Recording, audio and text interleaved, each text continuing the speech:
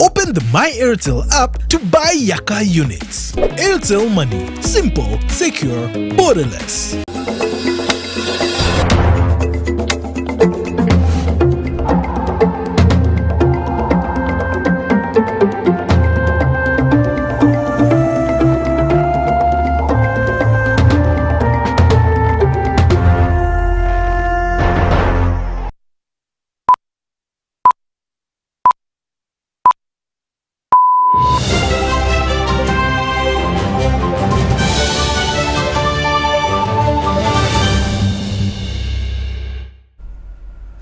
Hello, my name is Priscilla Nalwoga and welcome to UBC's Lunchtime News Live. Now, the last 12 hours of Saturday the 24th of July 2020 have been shaped by a couple of different stories ranging from current affairs to business and to sports. And here on Lunchtime News Live, we are going to give you an update and insight into the news.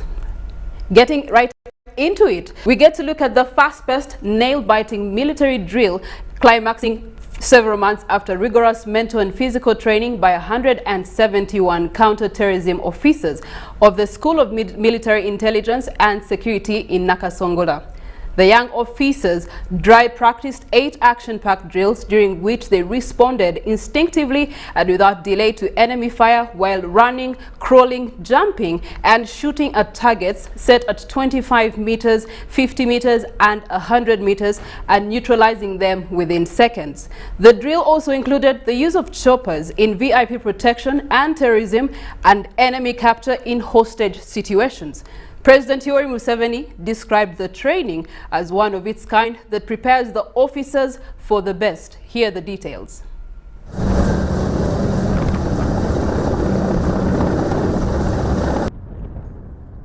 I therefore congratulate you, and as the CDF told you, be careful with your life.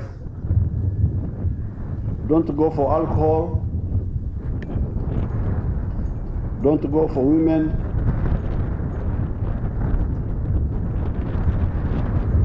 don't behave recklessly in this corona so that you survive and you work for the army. I'm very happy that somebody has drawn our attention to the training of CMI, because if people don't bring up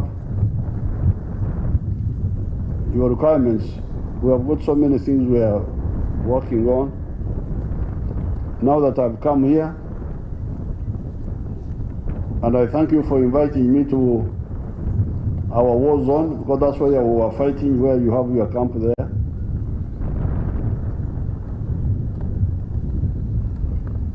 And it's good that you have identified that land. I will support you to recover all the land. Those squatters must go away. But these people are adding instinct and speed, and of course, marksmanship.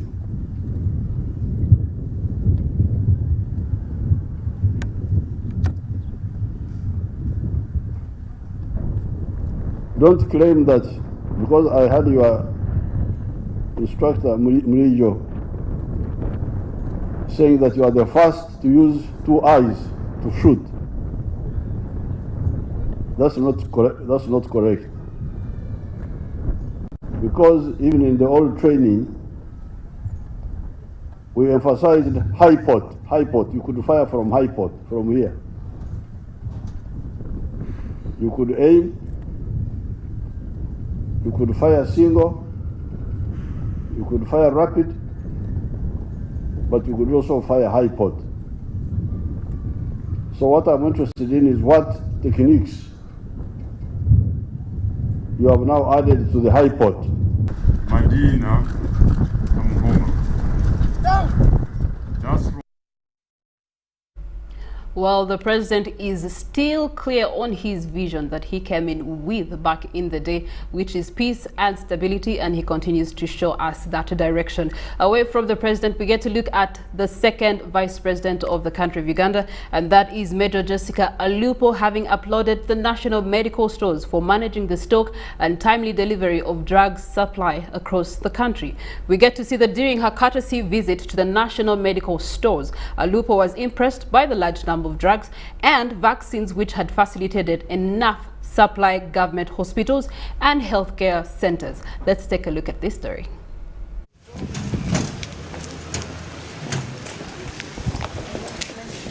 The Vice President, Major Jessica Alupo, has paid a courtesy visit to the national medical stores to ascertain management of drug stock and distribution to health facilities.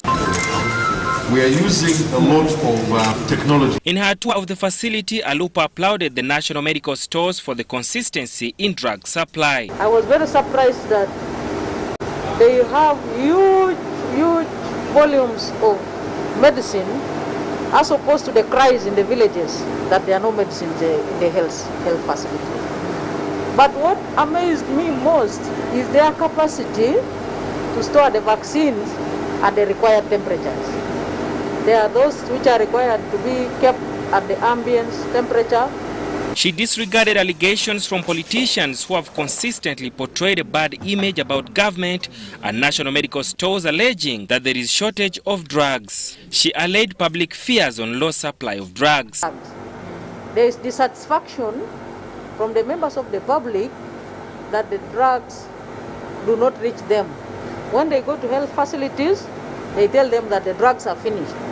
So that's one of the challenges which National Medical Stores Management has raised to me in the boardroom, which I think will be addressed together with the Minister of Local Government, the Minister of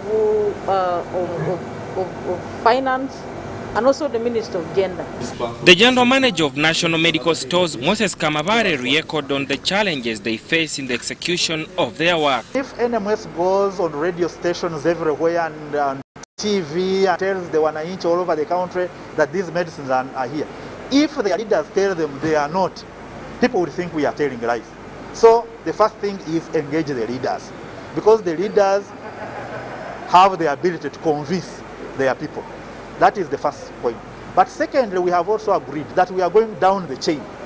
From these, the national leaders, we will be engaging the local leaders. We will be bringing the entire team within local government, because we know they also have new leaders. Nonetheless, he says the big volumes of drugs and vaccination volumes are one of the biggest achievements reached by national medical stores since 2009. Last financial year, the one that has ended, we were holding medicine worth 1.3 trillion within the same space, basically the same space. So we have been expanding over the years, but we have exhausted all the space that we have here. That is why government supported us and the development partners to go and construct a new warehouse which is bigger, 4 times the capacity that we have here in Kajansi. And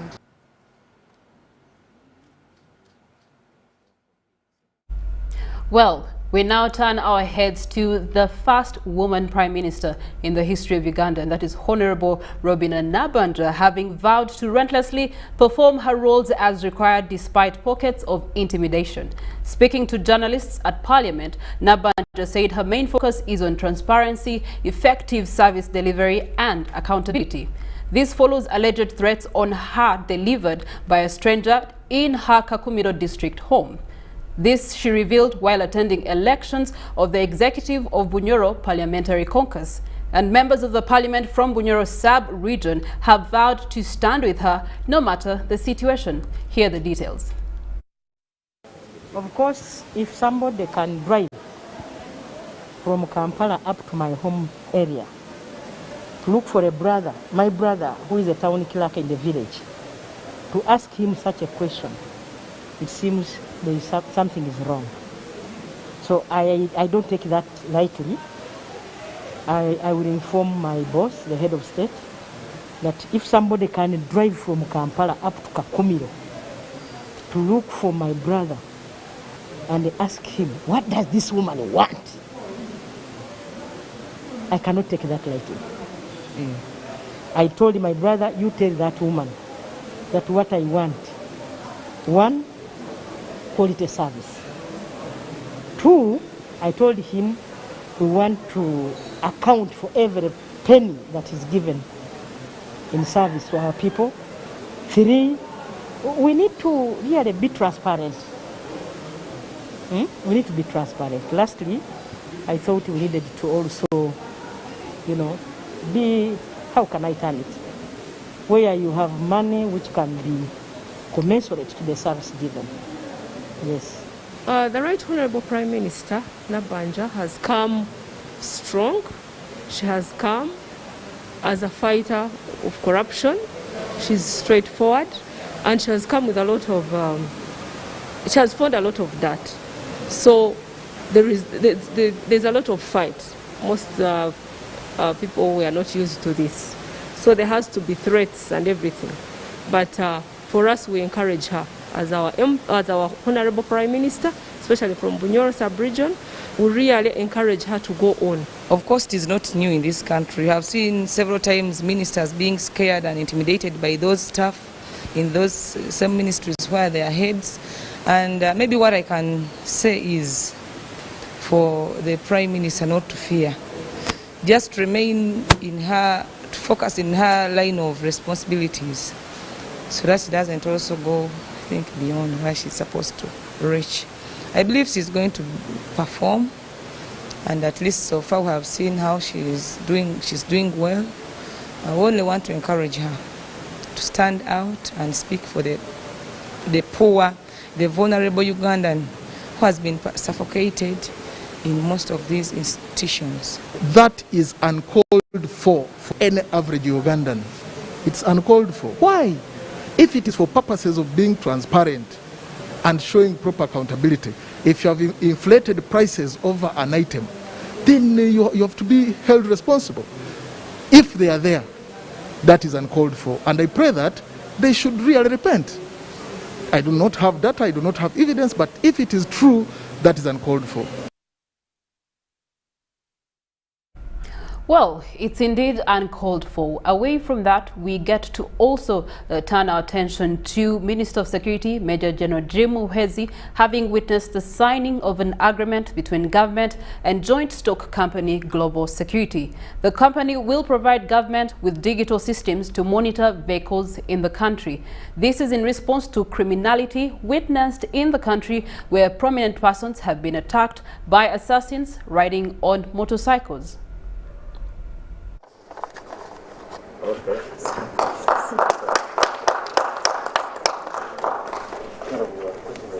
So, but if you think we have infringed on any of your rights, the Constitution gives you freedom to go to court. Okay? So don't worry. But I can assure you that there is no infringement on anybody's rights. It's not the intention of government. I've told you the intention of government, the interest of government is to guarantee security. You know very well that vehicles, motorbikes have been used in the death of our people. Recently, in the attempted assassination of General Katumba and the death of his daughter and driver, motor vehicles were used, motorbikes. Kawesi, the same. Kibundu, the same, and so on. And therefore, we as a government, we are saying we want to know which vehicles were at the scene of crime. That's all. If you don't intend to be involved in those activities, there is no need to worry. We are not going to be monitoring every vehicle in the whole country, millions, over 3 million vehicles. That's not our interest. But at least we will be able to say, this is the vehicle which was at the scene of crime. Because what is going to happen, the vehicles will have a monitoring system, a vehicle will have a monitoring system within the vehicle. Then there will be a digital system in the number plate. So there will be communication between the monitor in the car and the number plate and the center. So you cannot even transfer number plate from one vehicle to another because it will be communicating to the center that there is tampering on the number plate. That's it.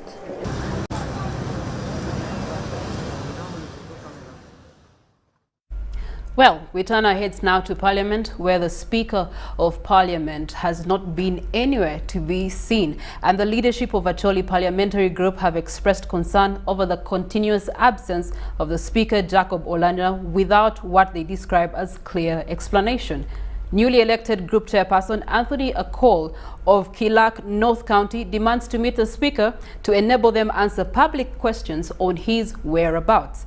This was during a press briefing at Parliament where MPs from Acholi sub-region also highlighted development plans from Acholi sub-region. But none of us is coming out to give the public what is happening to the Speaker of Parliament. The questions have been detailed. So far we have failed to inform our people where the Speaker is. But the answers have been brief. There is no virtue. As members of Parliament seek to know the whereabouts of their Speaker, Jacob Olanya. This was on Wednesday, and Parliament had sat to receive the long-awaited COVID-19 progress report from the Prime Minister, Robin Anabanja. Then this question came up. We would like to know, what is the state of Madam Speaker, the Right Honourable Jacob Olanya? This was the response from the Deputy Speaker of Parliament, Anita Among Annette. Just to allay your fears, Honorable Seunga, I'm talking to you. One, there is a Speaker in this House, and the Speaker is here. Seemingly unconvinced, members of the Acholi Parliamentary Group have expressed dissatisfaction over what they say is unclear information about their Speaker. Take it from us, as leaders that is coming from Acholi sub-region, we want a total and good answers regarding our leader, regarding our brothers, the Right Honorable Jacob Olanya. We know and pray that wherever he is, he should be fine if he's not in good health. But at least we would love to know or hear something so that we are at peace. Because I personally, when I say I am on my toes, every day I don't know what to tell my people whenever they ask me about the whereabouts of my Speaker. This appeal comes just a day after the members of Parliament elected their caucus leadership, an exercise that Jacob Olanya missed. The new Acholi Parliamentary Group Chairperson, Anthony Akol, now wants his executive to be granted access to the Speaker of Parliament. We will now go to the Speaker, the Deputy Speaker. We want to be given opportunity to visit the Speaker where he is and report to Ugandans. Because people have been complaining, people are wondering, there's no single evidence to give people what exactly is happening. In a hotly contested race for Speakership of Parliament on May 24, 2021, Jacob Olanya defeated immediate former Speaker, Rebecca Kadaga. I, Jacob Lokori Olanya. He chaired the first sessions of the House, including State of Nation Address, and has since not appeared in public, raising questions on his whereabouts. It is hereby proclaimed and declared. The Director of Communications at Parliament, Chris Obore, in a statement, recently said the Speaker is doing well, adding that Olanya took time off to be with his family after hectic schedules while on the campaign trail. Jacob Olanya has not publicly issued a statement about the status of his health. Henry Okurut, UBC. Thank you so much, Henry Okrut, for that report. Now, it reminds me of back in February when the country of Tanzania also did inquire into the absenteeism of their president, the late Pombe Magufuli.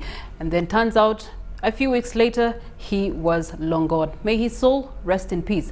Continuing on, a section of members of parliament from Buganda have warned the new state minister for lands, and that is Dr. Sam Mayanja, against fueling conflicts over the land reform move. Buikwe Member of Parliament Dr. Lumure Baiga says the proposal by Dr. Sam Mayanja on land reforms is likely to cause conflict between landlords and bibanja holders. Here. In the interim reports of the excerpts that we read about, reforming Milo land was not part of it. A section of members of parliament have warned the new state minister for lands, Dr. Sam Mayanja, against making changes that might fuel conflict and frustration between landowners and Milo tenure system landowners. The caution follows a statement in which Dr. Sam Mayanja was quoted in some newspaper emphasizing the reinstatement of land reforms to resolve what he called insecurity of land tenure between landlords and Milo tenure system landowners. Definitely you will know that in Uganda, the part of this country where evictions are very rampant, orchestrated by those people who have titles. According to Dr. Sam Mayanja, the principal problem regarding the land in Uganda has a lot to do with security, which can only be addressed by land reforms.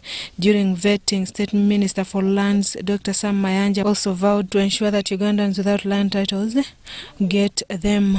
Dr. Lulume Baiga, who is a member of parliament for Buikwe, says restoration of land reforms is like adding salt to an injury of already distressed landowners. It is a ploy to create a new debate about Milo land in Uganda and to create friction between people who are having bibanja and having titled land without having solutions. He advises that the ministry first considers the recommendations given in the report by the Land Commission before they bring proposals and other interventions rather than restoration of land reforms. We have never had this report being tabled either in cabinet or for parliamentarians to debate. Let him give us the accountability first. Members were not also convinced about land fund that was intended to end issues of land insecurity. We want to challenge him to bring a list of all those people who have benefited from the land fund. Let it apply the land fund here. Let us empower the bibanja owners so that they can get their land, so that we can help them purchase the land and have that tenuity. Nonetheless, according to the 1995 Constitution, enshrines that anyone who has occupants on land for at least 12 years and above is a bona fide occupant. Susan Naonga reporting for UBC TV. All right, UBC TV Lunchtime News does take a break. When we return, we're going to be looking at some of the stories from our business section as well as sports. Stick around.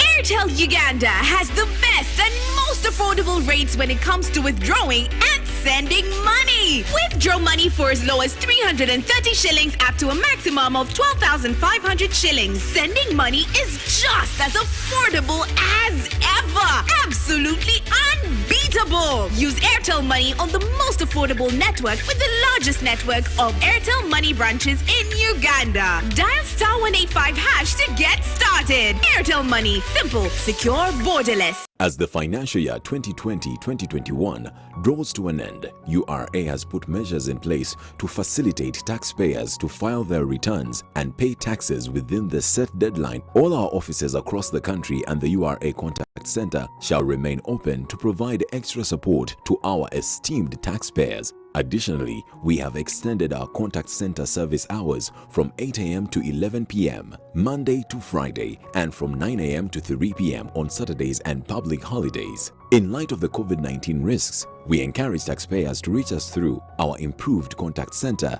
and other online platforms instead of making physical visits to our offices. For online support, please reach us through our toll-free lines 0800 117 000 or 0800 217 000. Email services@ura.go.ug.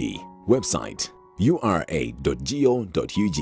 Social media, Facebook, URA page, Twitter @URA Uganda. URA Customs Help Tool, help.ura.go.ug/login. URA appreciates all taxpayers who have duly fulfilled their obligations. Stay safe and let us all observe the standard operating procedures to prevent further spread of the COVID-19 virus. Stay safe as we develop Uganda together. Uganda Revenue Authority, developing Uganda together. Man, guess what happened yesterday? Guy entered the what? The taxi. But the pregnancy is from the what? The generator. Then my phone does toto. And the toothbrush breaks in the what? In the porridge. Then I call who? Wait, what? First wait, I am still telling you. Then the jerrycan does what? Love to talk? MTN My Paka Paka now has more minutes. Get My Paka Paka voice bundles to talk and talk at no extra charge. Dial *160*1# to activate My Paka Paka. Everywhere you go, MTN. It's no secret that ICT makes learning easy. The strides made in our field could not be possible without it.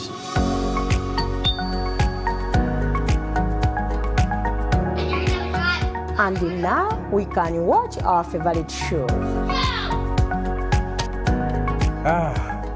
My radio is my best friend.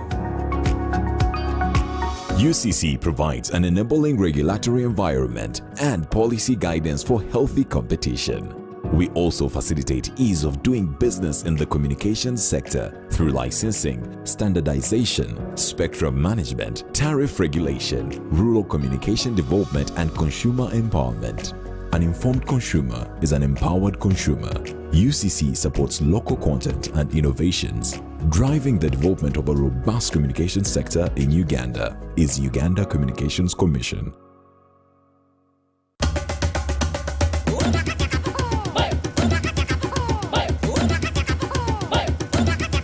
Experience 100% 4G speeds across Uganda with the Airtel 4G Pocket Wi-Fi available at 123,000 shillings only. It comes with a backup battery and 15 GB free for 1 month. Visit the nearest Airtel shop, device selling shop, or Airtel online shop. www.airtel.co.ug/broadband-discover. Airtel, the smartphone network.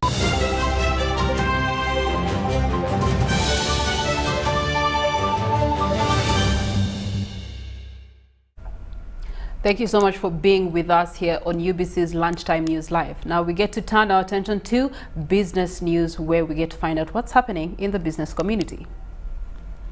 The campaign against foot and mouth disease in Western Region District is failing due to free entry and exit through the Uganda-Rwanda porous borderline. This has been exacerbated by the existence of a livestock market a few kilometers away from the Uganda-Rwanda border. Let's look at the details. Informal business between Rwanda and Uganda is thriving as traders and local communities resort to use of illegal routes across the border to access either country, mainly for livestock and agriculture produce. This is after Rwanda shut its border with Uganda and recent move by Uganda to stop livestock in areas affected by foot and mouth disease. We cannot ascertain which farms they are coming from. We cannot ascertain their health status. It therefore becomes difficult for us control the disease, which is our major concern as in Tungamo district. Because we are lucky up to now in the region, we have not had an outbreak of foot and mouth disease. Njungamo Resident District Commissioner George Bakunda says heads of cattle have been impounded in the recent past, but illegal trade continues to thrive. This was at the recent meeting with the Minister of State for Animal Industry, Lieutenant Col Bright Ramirama, held at Ntungamo Municipal Council Hall. Ramirama, however, says the cattle being impounded is not only from Rwanda, but also from Tanzania through Rwanda, following a tightened quarantine in Rakai and the Singilo district. He asked the district authorities to continue impounding and auctioning the cattle found in the district unlawfully. These animals from the neighboring country come whose origin we are not very sure of.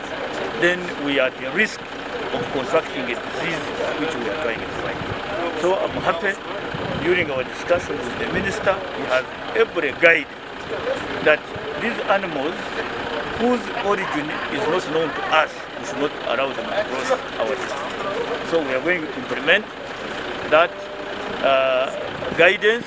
We are going to continue impounding these trucks carrying these animals and putting them to public auction. In Tungamo District Chairperson Samuel Muchunguzi thanked the Minister of Agriculture for escalating the campaign against livestock disease in the area.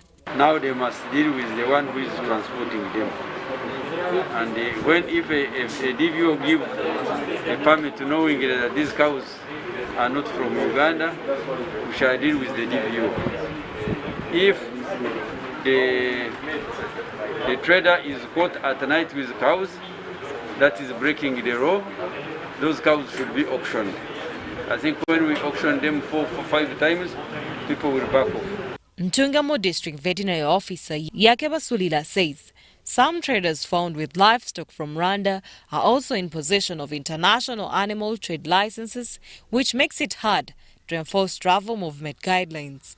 He said some of the livestock have movement permits from Rukige District, having crossed through Kamwezi border point. So you find that until we are a unit as the security team, the technical team, that's when we can easily contain this challenge. And if we are using the same tool of ownership, then we can manage. In a number of occasions, like 3 times, we've had those animals that have no ownership or traceability, which indicates they are not resident. And also on those 3 occasions, we've had to caution and also ask the owners to verify where the farms they came from and which farms they grazed those animals from. So that's why it creates high suspicion that these animals are not residents of Ntungamo, are not local animals of Ntungamo. They could be either from our neighboring district or they could also be from our neighboring countries, since they don't have the documentation which clearly puts them on Ntungamo.